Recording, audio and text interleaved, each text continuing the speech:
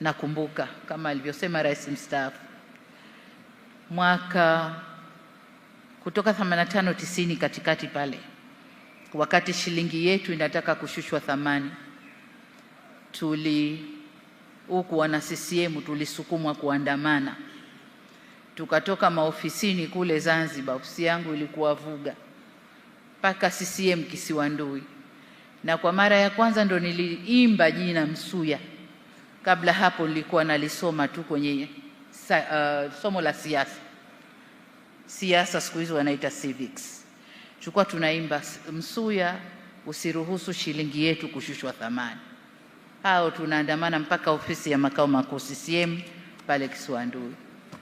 Lakini baada ya muda mfupi shilingi ikashuka thamani, na wakati ule shilingi yetu ilikuwa shilingi dola moja ya Marekani ni shilingi 5 ya Tanzania, na wakati ule nauli ya daladala zetu hizi gari za community ilikuwa ni shilingi 5, na ndio maana jina dola tukaita daladala.